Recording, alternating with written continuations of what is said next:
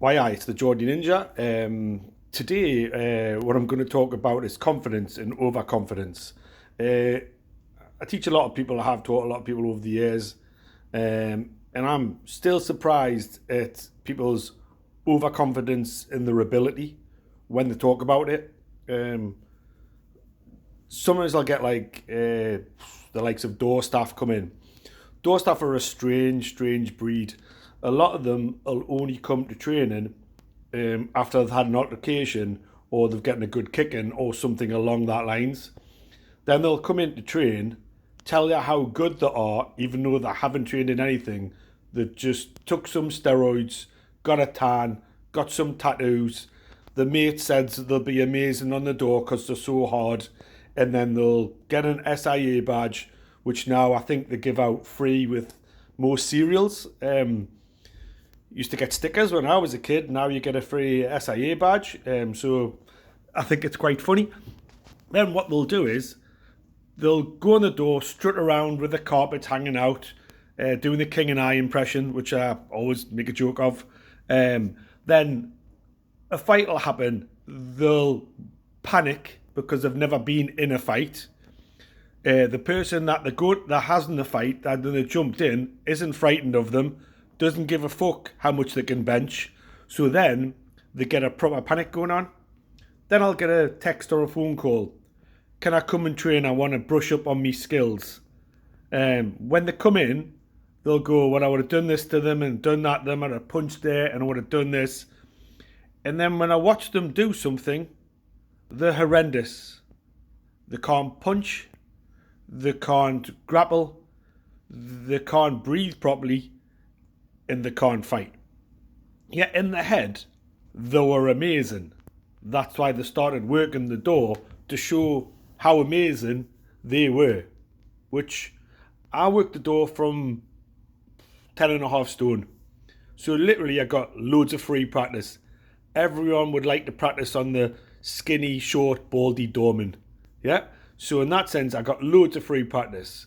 I was always nervous working the door. I should create a healthy state of fear, but I would use that fear to help us train. I would train all the time. For everything that happened on the door, I would practice my chokes on a grappling dummy bob, hold it on for 20 seconds, 30 seconds. So I know no one's going to last 20 or 30 seconds on full squeeze. So when I did choke people out, if I had to choke people out, they went unconscious quite quickly, which is good for me, good for them, safer for the environment if I want to look at it that way. So it's same as striking. People say they can punch, but then they go to punch something, they buckle the wrist on the bag, the little hands bleed, and they complain about it. If you're going to punch somebody, condition your hands. If you don't condition your hands, they're your hands. If you can't punch, don't punch. All you're going to do is damage your hands.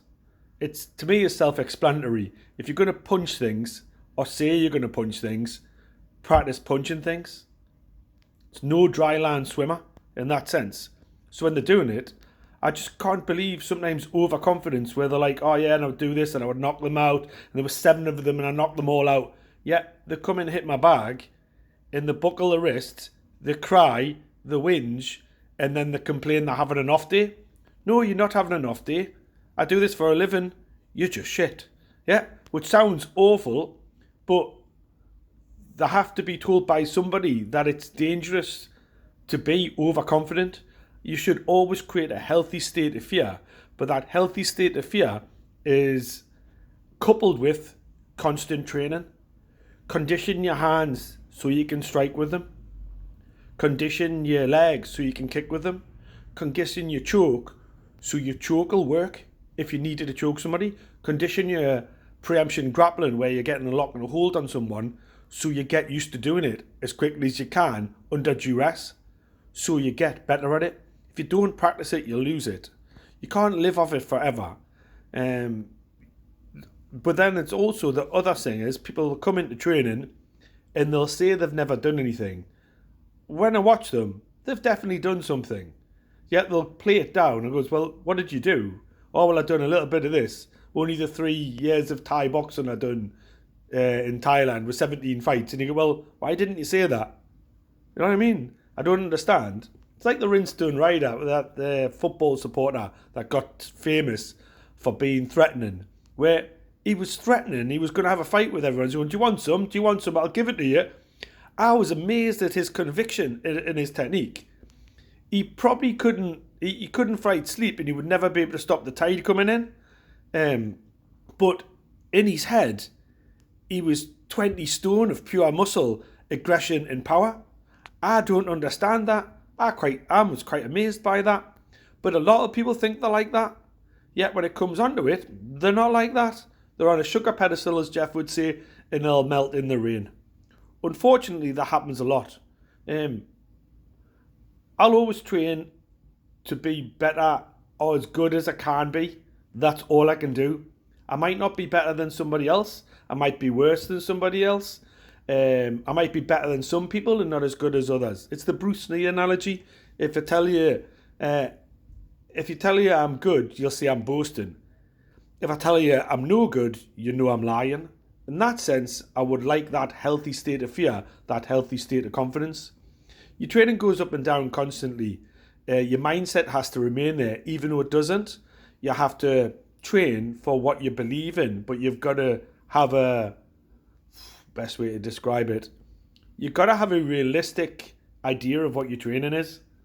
You can't be fanciful. There's not 7 people you're going to deck and 3 shots and stuff like that. Just train for your basics. Train to get them better at it. And don't give yourself a false confidence or false hope in what you can do. All I do is I'll teach martial arts, but I'll also want to teach you to get home safely. The getting home safely is the most important bit for me. Yeah? Right? Why I?